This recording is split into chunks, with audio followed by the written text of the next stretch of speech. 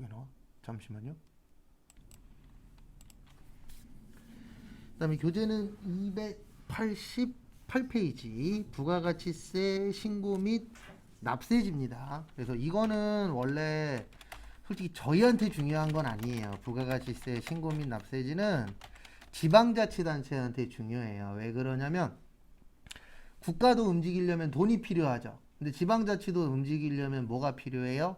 돈이 필요합니다. 그래서 그 돈을 이제 원래 부가가치세는 국세예요. 국가가 갖고 가는데 국가가 가져가면서 일부를 지방자치단체한테 떼어줘요. 한 20% 가까이. 그러니까 100만 원 정도 부가세를 거두면 한 20만 원 좀 안 되게 지방자치단체한테 띄워주고 갑니다. 그럼 지방자치단체 입장에서도 많이 걷는 게 뭐하죠? 중요하겠죠. 그래서 어디에 소속이 되느냐 그게 중요합니다. 그래서 원래 부가세는요 대부분 기본적으로는 이렇게 되어 있어요. 사업장 소재지. 그 다음에 소득세는 주소지예요. 그래서 어떤 문제 생겼을 때 지방자치단체가 문제 생겼을 때 가장 말 안 듣는 지방자치 단체장이 누구예요? 서울이에요. 국가 말 잘 안 들어요. 근데 왜 안 들으냐면은 국가가 도움을 안 줘도 서울은 자체적으로 세금 걷는 것 같고 활동할 수가 있잖아요. 왜냐하면 워낙 사람들도 많이 사고 땅값도 비싸고 그러니까 땅 사고 팔고 집 사고 팔 때마다 세금 많이 내잖아요. 그러다 보니까 어떤 사건 사고가 생기거나 아니면 국가에서 뭔가 이렇게 해달라고 얘기했을 때 가장 말 안 듣는 지역이 서울이에요. 왜냐하면 국가 말 들을 필요가 없어요. 근데 인천은 국가 말 엄청 잘 들어요. 네. 현 대통령하고 인천시장하고 같은 당인 것도 있지만 말을 잘 듣는 가장 큰 이유 중에 하나가 뭐냐면 인천은 자립도가 100%가 안 돼요. 네, 부족해요. 그러니까 국가에서 이거 바꿔 돈 줄게 그러면 합니다. 그 대표적인 게 하나가 뭐냐면은요 8월 달에 날라오는 주민세. 주민세 인천 10,000원이에요. 네. 근데 다 10,000원은 아니에요. 그러니까 국가에서 주민세 올릴 때 이렇게 얘기를 했어요. 주민세 10,000원으로 올려. 왜냐면 지방자치단체가 계속 돈 달라 그러는데 국가도 부자는 아니잖아요. 그러니까 지방자치단체들한테 너네들이 걷는 주민세 10,000원으로 올려. 그러면 말 들으면 국가가 좀 더 줄게. 그리고 인천은 제가당 10,000원으로 올렸어요. 근데 뭐 용인이나 좀 자립력이 좀 높은 데 있잖아요. 신도시들. 그런 데들은 10,000원이 안 돼요. 왜냐면 올리긴 올렸는데 많이는 안 올렸어요. 왜 그러냐면은 지방 신도시 이런 곳들이 있는 곳들은 신도시에서 아파트 사고 팔잖아요. 그럼 사고 팔 때마다 취득세 내잖아요. 취득세 등록세 내죠. 그 다음에 양도소득세 내죠. 이런 거 내니까 세금을 많이 거둘 수 있잖아요. 그래서 그런 지역들은 주민세가 10,000원이 안 돼요. 근데 인천은 10,000원으로 올려 그랬더니 이제 제가닥 올렸죠. 왜냐면 국가에서 돈도 받아야 되니까. 자립도가 그래서 중요하긴 한데 대부분 지방자치단체들이 자립도 100% 되는 데가 많지 않아요. 그래서 이렇게 두 가지로 나누어집니다. 그래서 만약에 내가 집은 인천이에요. 근데 사업은 서울에서 해. 이런 분들이 있어요? 없어요? 있죠. 그러면 부가세는 서울에다 내는 거고요. 소득세는 어디에다 내는 거예요? 인천에다 내는 거예요. 그래서 서울이 부자인 거예요. 왜냐면 서울 가면은 회사도 많죠. 집도 많죠. 사는 사람들도 많잖아요. 그러니까 뭐 많이 내요? 세금 많이 내요. 이거는 기본 세팅이 이렇게 되어 있는 거고요. 거기 밑에 박스에서 시험 문제는 뭐가 나오냐면은요. 부동산 매매업하고 부동산 임대업 좀 봐주세요.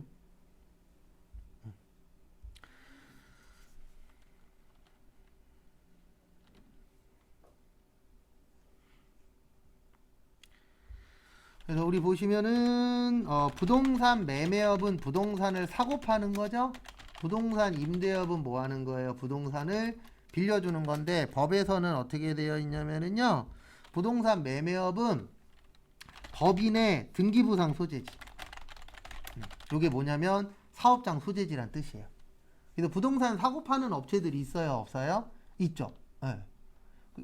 그래서 근데 조심하셔야 되는 게 다 그런 건 아니지만 이런 거 있어요. 만약에 예전에도 수강생 중에 한 명 있었는데 부동산 관련된 회사는 본인이 공인중개사나 그런 게 아니면 별로 권장드리진 않아요. 그래서 한 분이 분명히 거기 별로 안 좋을 것 같은데 왜냐면 거기에 회사에 써 있었거든요. 부동산 매매업, 부동산 임대업. 그러니까 그러면 다단계나 아니면 기획부동산일 확률이 높아요. 그 면접 보러 갔는데 일찍 온 거예요. 그래서 왜 일찍 오셔서 그랬더니 면접 안 보고 도망왔대요. 그래서 왜요? 그랬더니 사무실에서 면접 안 보고 어느 커피숍에서 면접 보자 그랬대요.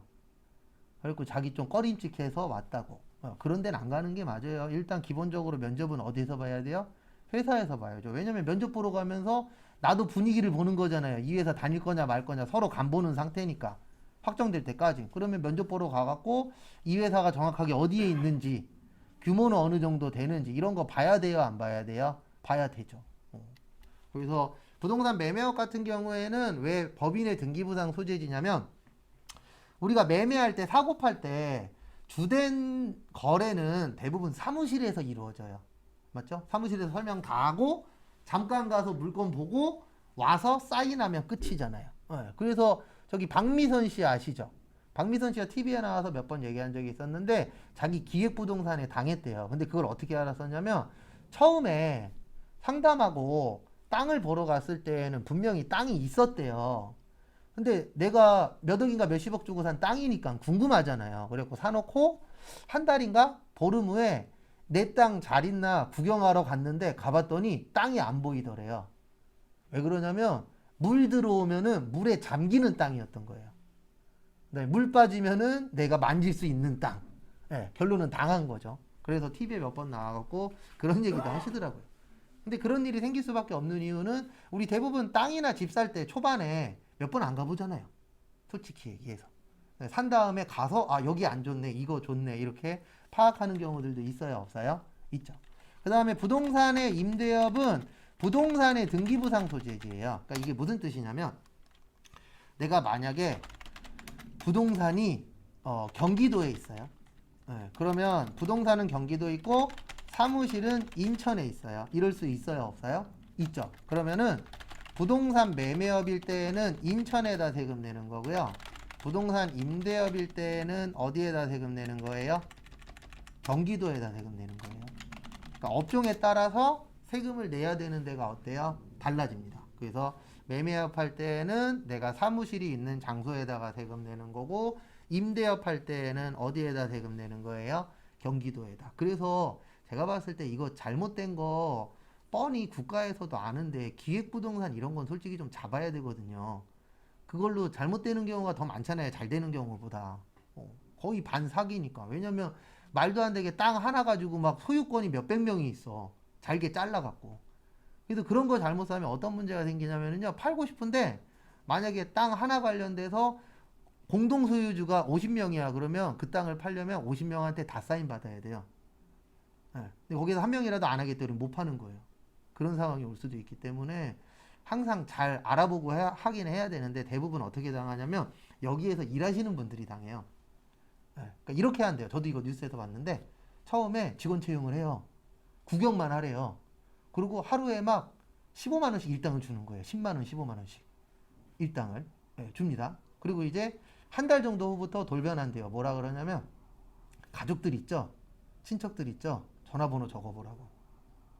좋은 거 있으니까 같이 뭐 하자고요? 하자고. 이런 식으로 해갖고 꼬셔서 자기 돈 들어가고 막 친척들 돈 들어가고 막 그런 경우들도 비일비재하다라고 나오더라고요. 근데 국가에서 안 잡더라고요. 왜 그런지 모르겠는데. 그래서 요거 좀 봐두시고 그 다음에 저기 보시면은요 밑에 보시면 직매장과 하치장이라고 있습니다. 직매장 거기 밑에 사업자 등록에다가 동그라미 치시고요. 이렇게 되어 있어요. 직매장은 사업장이 맞고요. 하치장은 사업장이 아니에요. 이게 무슨 뜻이냐면요. 직매장의 뜻이 뭐죠? 우리 회사가 직접 매장을 뭐 하는 거예요? 운영하는 거예요. 그래서 그 공장단지 이런 데 가다 보면 직매장이라고 있어요? 없어요? 있어요. 그럼 대부분 직매장이 가격이 좀 저렴합니다. 왜냐면 자기네 회사가 자기네 물건을 직접 파는 거예요. 근데 문제는 뭐냐면 파니까 사고 팔잖아요. 그러면 우리 세법은 이렇게 되어 있습니다. 간단하게 설명드리면 거래가 있으면 뭐 내셔야 돼요? 세금 내야 돼요. 그래서 세금 내게 하려면은 사업장으로 인정을 해줘야 됩니다. 그래서 직매장은 사업장이고, 하치장은 사업장이 아니에요. 왜냐면 하치장의 뜻은 뭐냐면 물건을 보관만 하는 장소예요. 그러면 보관만 하기 때문에 거래는 있다 없다? 없다. 거래가 없으니까 뭐 낼 필요도 없다. 세금 낼 필요도 없다. 부가가치세만 그런 거예요. 네, 부가가치세만. 하치장에서도 소득세나 법인세 이런 건 냅니다. 그런 건 내는데 부가가치세는 거래가 있어야만 세금을 거둘 수 있거든요. 왜냐하면 부가가치라는 게 비싸게 파는 거라 그랬잖아요. 그래서 1,000원짜리를 2,000원에 팔았어. 그러면 1,000원에 대해서 세금 내는 건데, 하치장 자체는 보관만 하는 장소예요. 그러니까 보관만 하니까 거래가 있다 없다? 없다. 없으니까 뭐 안 내도 된다? 세금 안 내도 된다.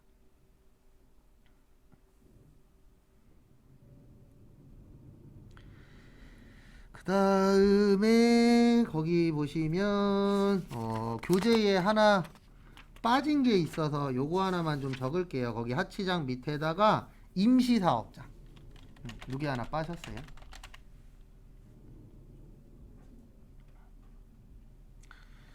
임시의 뜻이 뭐죠? 계속 하는 거예요? 잠깐 하는 거예요? 잠깐 하는 겁니다. 그래서 우리가 임시사업장 그러면 이거 얘기하는 거예요. 박람회. 그래서 무슨 뭐 낚시박람회, 무슨 박람회 뭐 있어요 없어요? 있죠. 육아박람회도 있고 결혼박람회도 있고. 대부분 이런 박람회들은 길까요 짧을까요? 짧아요. 근데 중요한 건 뭐냐면 국가에서는 기냐 짧냐가 중요한 게 아니에요. 여기에서 거래를 하느냐 안 하느냐가 중요하지. 근데 거래하잖아요.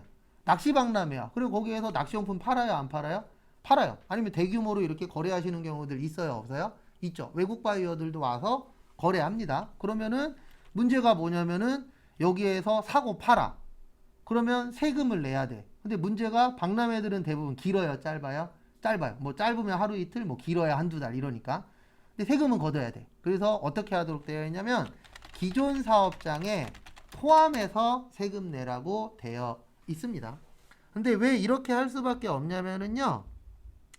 기간이 짧잖아요. 근데 그 짧은 기간 동안에 하기 위해서 이럴 수는 없죠. 어떨 수는 없냐면 사업자 등록증을 내줬다가 이틀 후에 폐업 신고하래. 이러면 서로 불편하잖아요.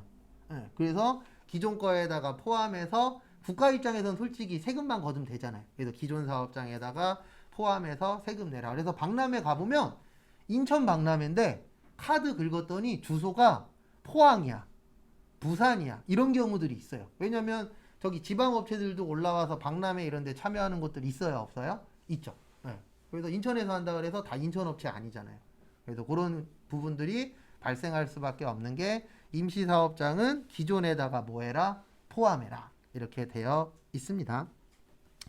그 다음에 지금부터 설명드리는 건요. 289페이지하고 290페이지에 있는 내용인데요. 일단 간단하게 설명드리고 그 다음에 교재 보면서 설명드릴 겁니다. 그래서 우리나라는 신고 및 납부주의예요. 이게 무슨 뜻이냐면 국가에서 신고하는 날짜하고 납부하는 날짜를 지정해놔요. 그러면 그 날짜에 맞춰서 회사에서는 신고도 하셔야 되고 뭐도 해야 되죠? 납부도 해야 돼요. 이게 국가가 편해요. 뭐가 편하냐면 국가는 날짜만 정해주면 돼요. 너네 이때까지 세금 신고해라. 이렇게 딱 정해주고 안 했어? 그러면 너는 세금 많이 내. 이렇게 하면은 국가 입장에서는 어때요? 편해요. 그래서 우리나라는 신고 및 납부주의인데 크게 세 가지로 나누어집니다. 원칙은 각 사업장별로 신고 및 납부해라. 이렇게 되어 있어요. 이게 무슨 뜻이냐면 대부분 처음 사업 시작하시는 분들은 하나만 합니다. 맞죠? 근데 장사가 너무 잘 돼. 그리고 누가 와갖고 내달래. 아니면은 내가 본점하고 동생 지점 주고 부모님 저기 또 딴 데 지점 주고 이러시는 분들도 있어요 없어요? 있죠. 그래서 만약에 내가 원래 처음에는 하나였는데 지점 나중에는 3개가 됐어. 그러면 3개를 다 따로따로 신고하도록 되어 있어요. 원칙은. 근데 왜 그렇게 되어 있냐면 일반적으로 사업하는 위치가 가깝나요? 멀어지나요? 멀어지잖아요. 가까우면 서로 뺏어 먹기밖에 안 되니까 내가 만약에 주안에다 차렸어. 그러면은 동생은 뭐 구월동 아니면 송도 아니면 청라 검단 이런 식으로 약간 멀찍이 하잖아요. 나 주안이니까 너도 주안이야. 이렇게 똑같이 하면 둘 다 망할 수도 있으니까. 그래서 따로따로 떨어져 있지만 따로따로 업체들끼리 뭐 하는 거예요? 신고 및 납부해라. 이렇게 만들어 놨어요. 처음에는. 근데 사람들이 불편하잖아요. 왜? 다 내 건데? 세 개가 다 내 건데? 따로따로 해야 돼? 불편해요. 그래서 나온 게 주사업장 총괄 납부라고 있어요. 그래서 이거는 뭐냐면 신고는 따로따로 하는 거고요. 납부만 주사업장에서 하는 거예요.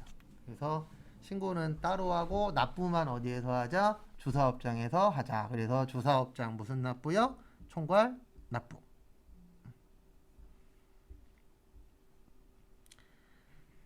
그 다음에 이것도 또 불편하잖아요. 왜냐면 신고는 또 따로 하래. 그래서 최종적으로 나온 게 사업자 단위과세 제도라고 있어요. 이거는 신고 및 납부를 법인은 본점, 개인은 주사업자. 그러니까 결론은 뭐냐면 한 군데에서 다 해라. 왜냐면 내가 만약에 100개를 갖고 있어. 그러면 원래 100군데에서 신고를 해야 되잖아요. 근데 이 사업자 단위과세 제도가 되면은 몇 군데에서만 하면 돼요? 한 군데. 근데 우리나라가 이게 가능한 이유는 뭐가 잘 되어 있죠? 우리나라가 인터넷이 잘 되어 있잖아요. 통신이. 그래서 내가 만약에 본점이 서울에 있어. 지점이 부산에 있어. 부산에서 물건 파면요. 바로 넘어와요. 데이터가. 네, 그래서 저기 어디냐. 24시 편의점 이런 데 있잖아요. 바코드 찍죠. 그러면 바코드 찍으면 데이터가 어디로 넘어가요? 본사로 다 넘어가요. 네, 그러니까 본사에서 요 시즌 때는 요게 잘 팔리더라.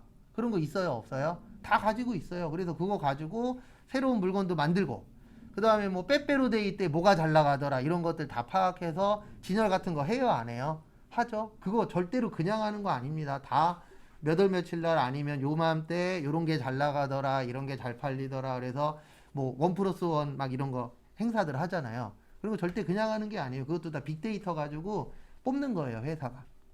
그래서 이렇게 해서 팔면 잘 되지 않느냐. 그래서 나중에 한번 더 설명드릴 건데 ERP라는 프로그램이 있습니다. 참고로 회계도 ERP 프로그램에 있어요. 그래서 이거를 한글로 전사적 자원관리 시스템이라고 합니다. 되게 좋은 말이에요. 근데 ERP에 대해서 되게 막 어렵게 생각하시는 분들 계시는데 그냥 이렇게 생각하시면 돼요. 모든 데이터를 컴퓨터에다가 다 넣는 거예요. 우리 회사 관련된 모든 데이터를 다 넣는 거예요. 근데 이 시스템이 왜 만들어졌냐면 우리가 이제 회사를 그만둘 때 있잖아요. 그래 그만두면은 다음 사람이 와서 기존 사람한테 인수인계를 받아야 되죠. 근데 모든 데이터가 프로그램에 다 들어가 있으면 인수인계를 프로그램만 보고도 파악할 수 있다 없다? 있다 라는 이론에서 나온 게 ERP예요. 그래서 되게 좋은 프로그램인데 중소기업에서는 거의 다 실패했어요. 왜 실패했냐면 저도 이제 중소기업에서 이거 담당하다가 힘들어갖고 그만둔 적이 있었는데 딴 게 힘든 게 아니고요. 위에서는 ERP를 쓰고 싶어. 밑에서도 쓰고 싶은데 전제 조건이 하나 있어요. 직원을 더 채용해줘야 돼요.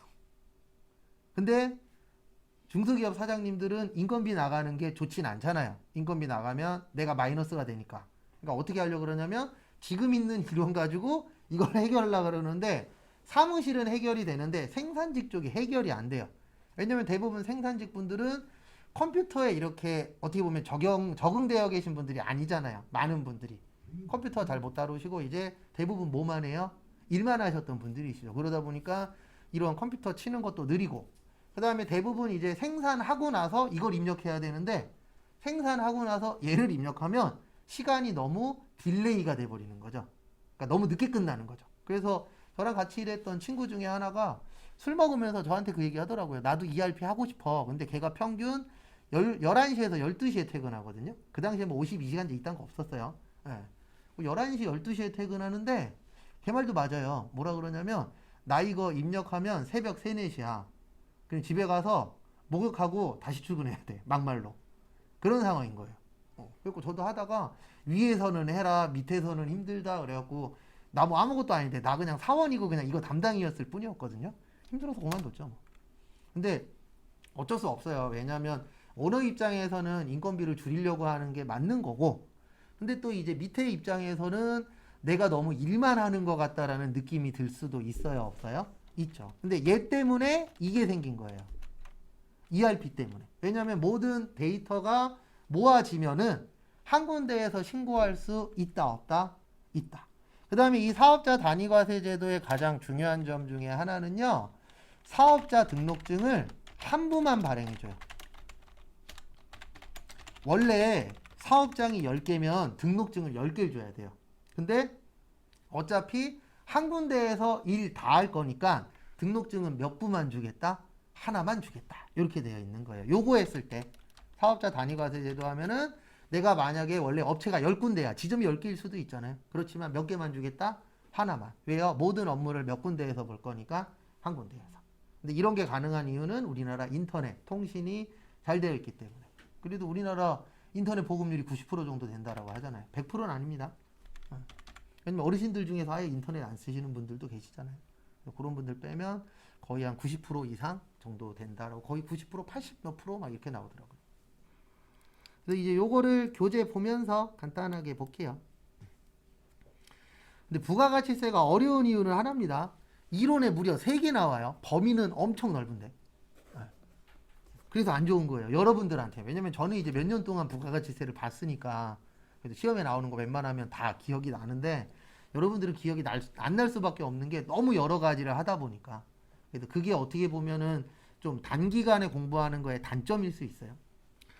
그래서 거기 주사업장 총괄납부 보시면은요, 저기에다 밑줄 좀 쳐주세요. 2 이상의 사업장. 그래서 2가지 이상의 사업장을 가진 사업자도 각 사업장별로 납세 의무를 지게 되므로 각 사업장별로 납부세액을 계산하여 관할 세무서장에게 신고를 해야 됩니다. 근데 불편하잖아요. 왜냐면 내가 사업장 5개 갖고 있다 그래서 5군데에서 신고 및 납부를 해야 돼. 그럼 불편하니까 이제 신고는 따로따로 하고 납부만 어디에서 하는 거예요? 주사업장에서. 그래서 총괄의 뜻이 뭐죠? 전부 이렇게 가지고 오는 거죠. 그래서 주사업장에서 한 번에 뭐만 해라? 납부만 해라. 그래서 무슨 제도라고 있어요? 주사업장 총괄 납부. 그 다음에 거기 동그라미 2번에 보시면 신청이라고 있는데요. 거기에다가 밑줄 좀 쳐주세요. 2번째 줄에 20일. 며칠이요? 20일. 참고로 부가가치세 서류는 세법 관련된 서류들은 20일이 많아요. 그래서 시험 문제 나왔는데 서류 나왔는데 모르겠어. 그러면 20일 찍으면 거의 90%는 맞아요. 근데 왜 이렇게 되어 있냐면 국가에서도 서류 준다 그래서 바로 이게 해결이 되는 게 아니잖아요. 담당자가 보고 그 다음에 결제 도장 찍고 그 위에 사람한테도 또 가져가서 또 결제 도장 찍고 이게 올라가야 되잖아요. 그래서 그게 아무리 오래 걸려도 며칠 안에는 해결할 수 있다? 20일 안에. 그래서 대부분 서류들은 20일인데 이 서류는 나중 되면은 더 줄어들 거예요. 왜냐면 요즘에 이제 잘 되어 있잖아요. 시스템 자체가. 그래서 시스템에다 탁 넣으면은 해결될 수 있을 정도는 어느 정도 구축이 되어 있기 때문에 이런 날짜들은 아마 계속 변동이 있을 것 같아요. 그래서 20일 정도만 보세요. 그 다음에 다음 페이지. 사업자 단위과세 제도. 그래서 이거는 단위의 뜻이 뭐냐면은요, 하나로 묶는 거예요. 그래서 우리 센티미터하고 미터 있죠. 이 두 가지 못 더하잖아요. 왜냐면 단위가 뭐 하니까 틀리니까.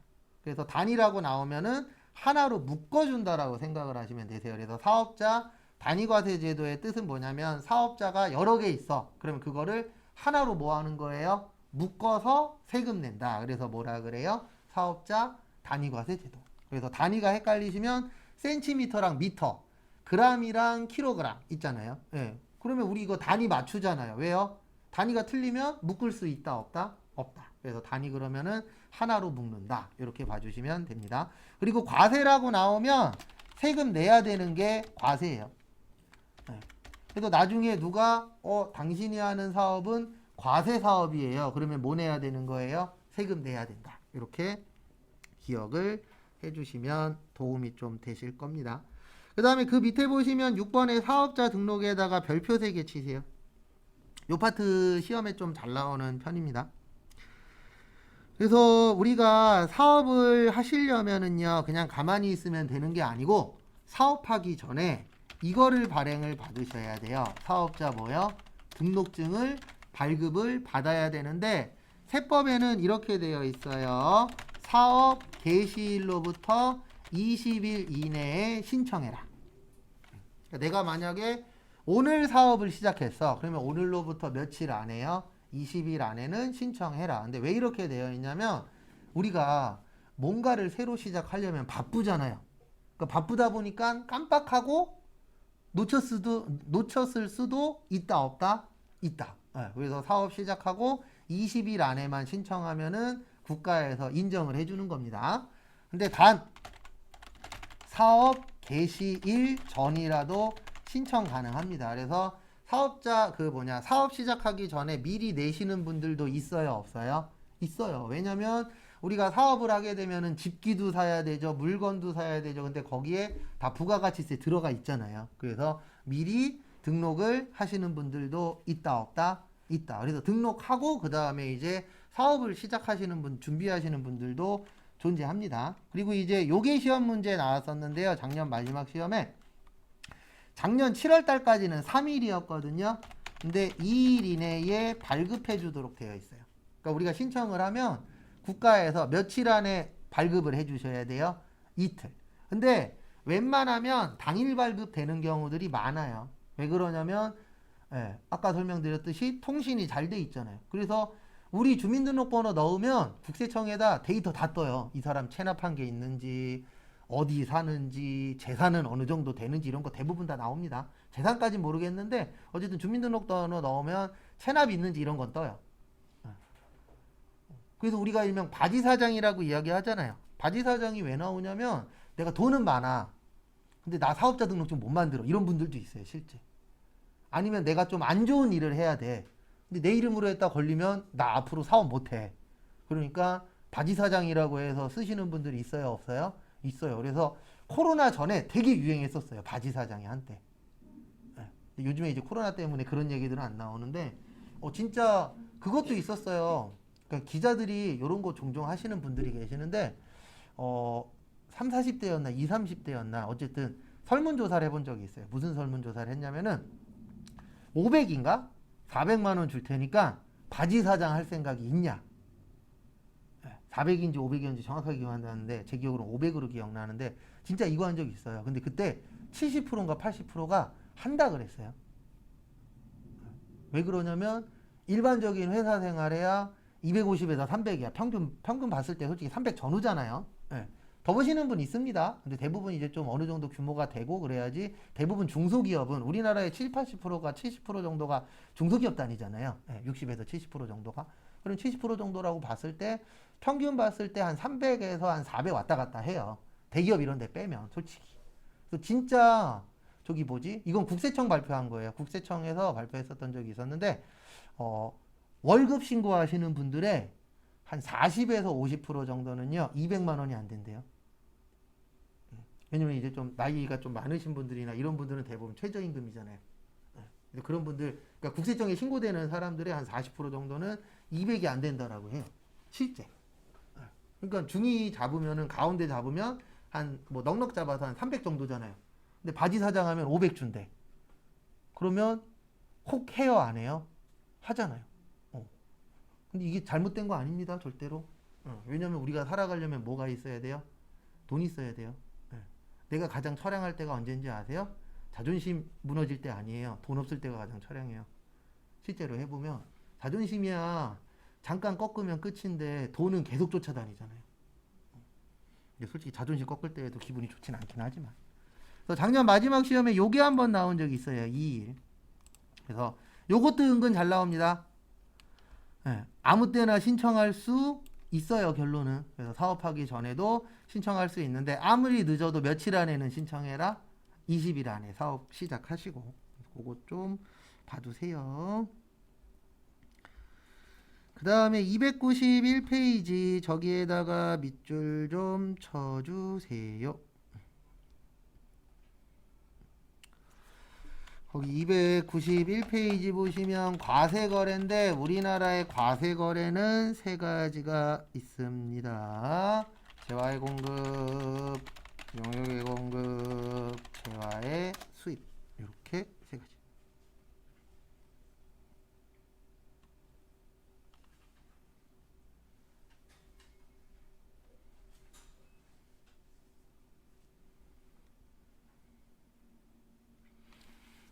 그래서 이 세 가지에 대해서만 세금을 내시는 거예요. 그래서 거기 밑에 보시면 재화란 재산적 가치가 있는 유체물과 무슨 물이요? 무체물. 그래서 유체물은 만질 수 있다. 무체물은 만질 수 없다. 그렇게 보시면 되세요. 근데 우리한테 중요한 건요. 거기 박스 밑에 보시면 당구장 표시 있어요. 그래서 유체물에는 토지도 포함하지만 토지는 면세입니다. 그래서 면세의 뜻이 뭐냐면 세금을 뭐 받았다? 면제받았다. 그래서 세금 낼 게 있다 없다? 없다. 그걸 뭐라 그래요? 면세라고 해요. 그래서 과세와 면세의 차이점은 이거예요. 과세는 세금을 내야 되는 거고 면세는 세금을 뭐 받은 거예요? 면제받은 거예요.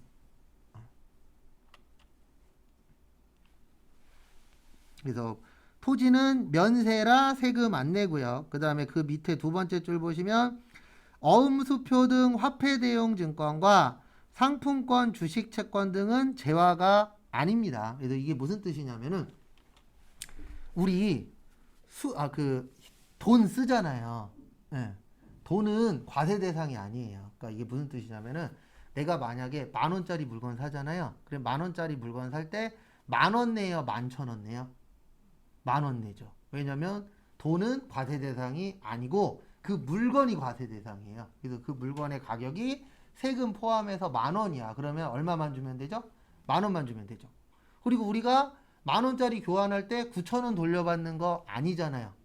네, 10,000원 주면 얼마 돌려받죠? 10,000원 돌려받죠. 네, 그게 왜 그러냐면 부가가치세 과세 대상이 아닙니다. 상품권도 똑같아요. 상품권도 상품을 살 수 있는 권리를 사는 거잖아요.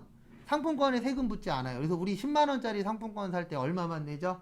10만원만 내죠? 11만원 안 줍니다. 그게 왜 그러냐면 과세 대상이 아니기 때문에. 그래서 대부분 이런 통화대용 증권이라고 하는데 돈처럼 쓸 수 있는 거나 유가증권에 대해서는 과세 대상이 아니에요.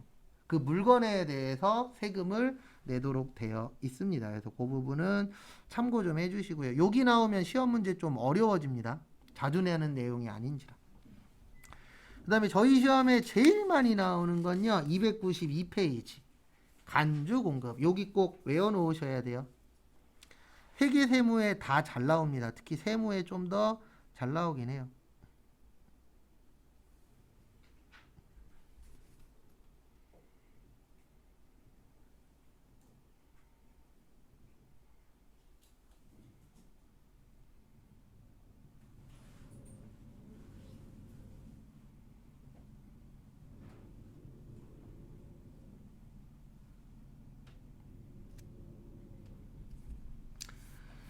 그래서 간주 공급에는 네 가지가 있으세요. 그래서 일단 간주의 뜻을 아셔야 됩니다. 간주가 뭐냐면 법률 용어 중에 법정 용어 중에 하나인데 가짜를 진짜로 보는 걸 간주 공급이라고 해요. 그래서 간주 공급의 뜻은 가짜 공급입니다. 근데 법에서는 진짜라고 봐서 뭐 내라? 세금 내라. 네, 요게 간주 공급이에요. 그래서 종류는 네 가지가 있습니다. 자가 공급, 개인적 공급, 사업상 증여, 폐업 시 전존재화.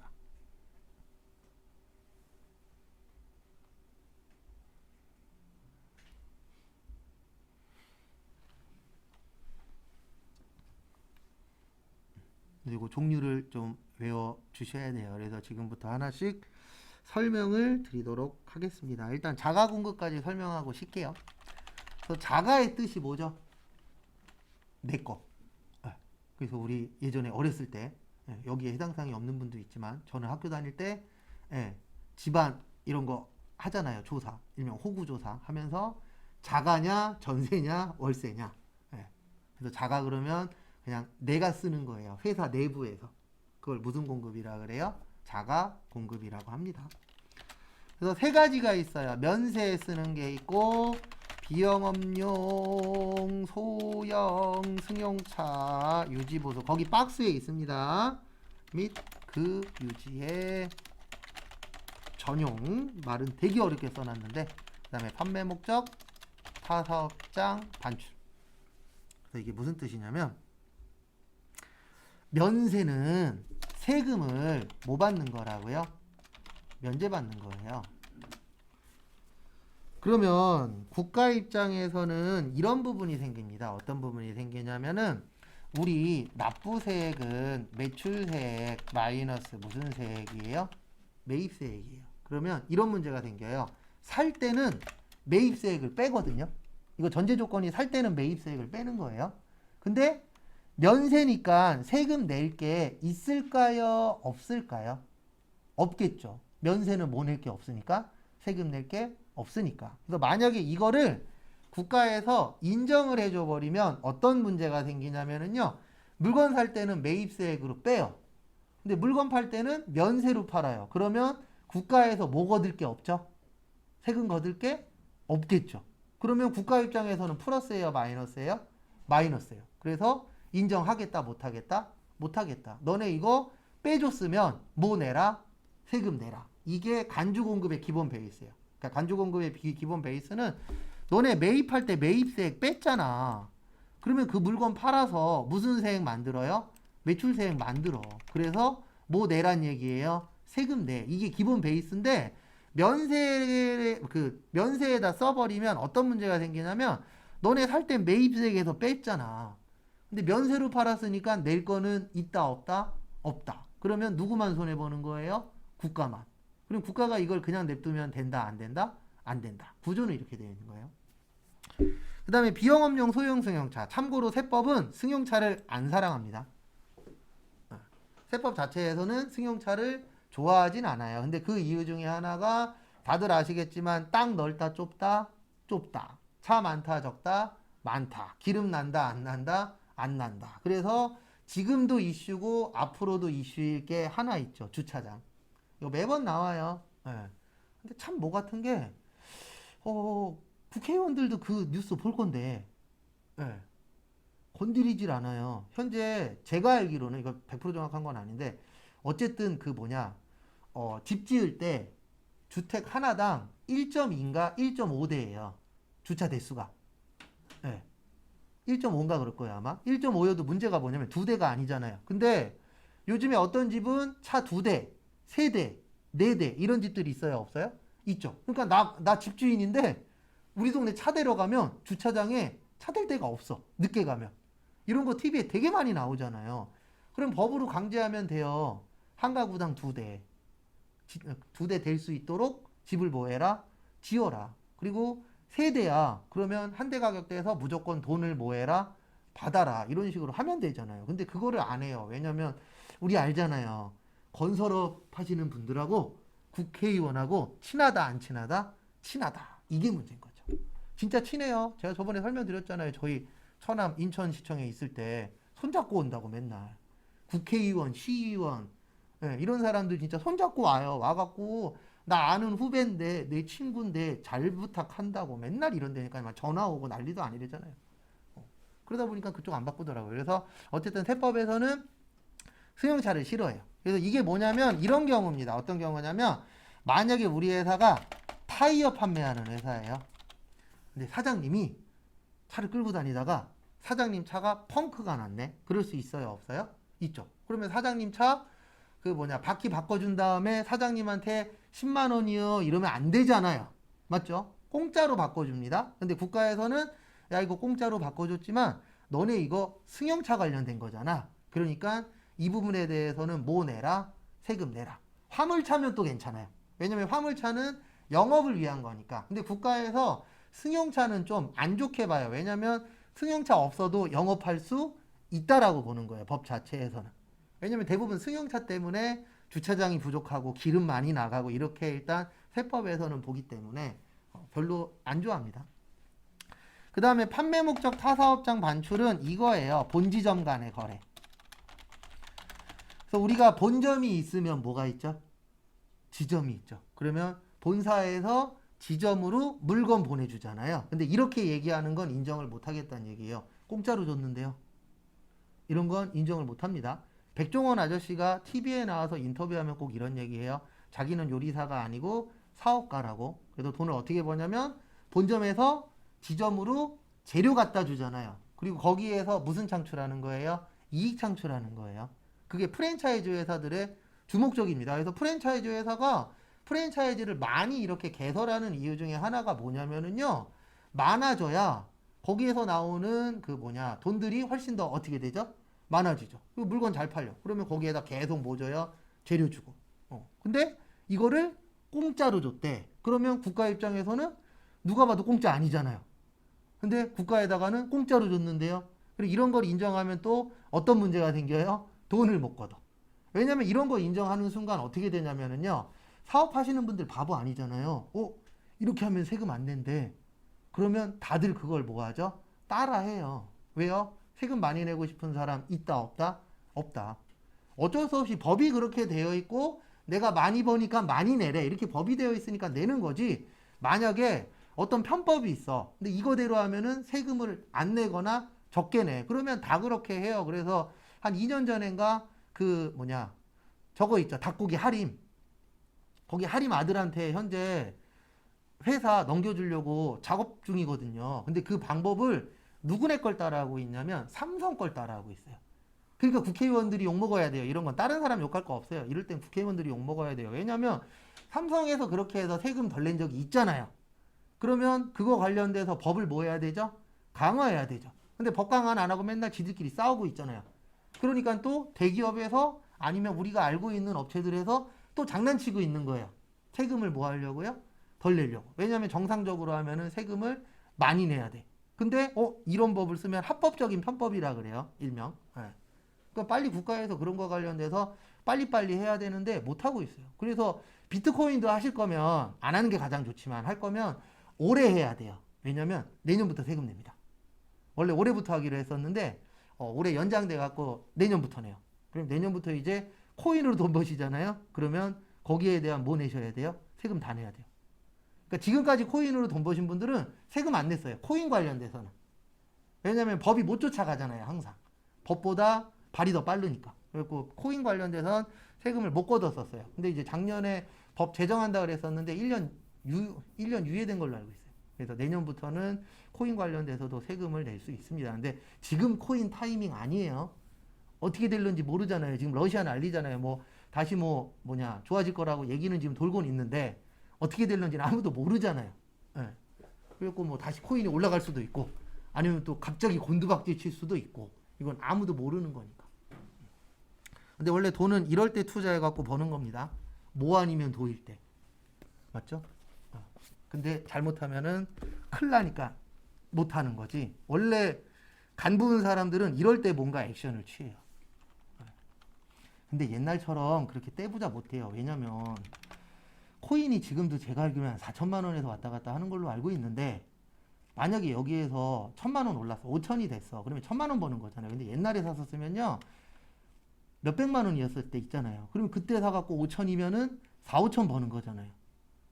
그래서 무조건 오른 다음에, 그러니까 저는 항상 그 마인드로 살거든요. 내기에 들어오면 늦은 거예요. 맞잖아요. 지금 투자하면 돈 벌 수 있는 거 거의 없어요. 집 오르긴 오를 거예요. 근데 내가 1억일 때 사갖고 5억 된 거랑 5억일 때 사갖고 6억 된 거랑은 벌어가는 거 자체가 어때요? 다르잖아요. 그래서 저는 항상 그 마인드로 살아요. 내기에 들어오면 늦었다. 그러니까 다른 사람도 모를 때 하면은 그런 사람들이 돈 버는 거지. 지금 하면은 그렇게 돈 많이는 못 벌어요. 벌 수는 있겠지만. 그래서 요거 좀 기억을 해주세요. 그래서 면세랑 비영업용 소형승용 차량 판매 목적 뭐요? 타사업장 반출. 근데 일단 외울 거는 요거 4개를 외울 거예요. 추후에 간주 공급. 네, 잠깐 쉬었다가 4시 5분에 여기 개인 쪽 공급부터 보도록 하겠습니다.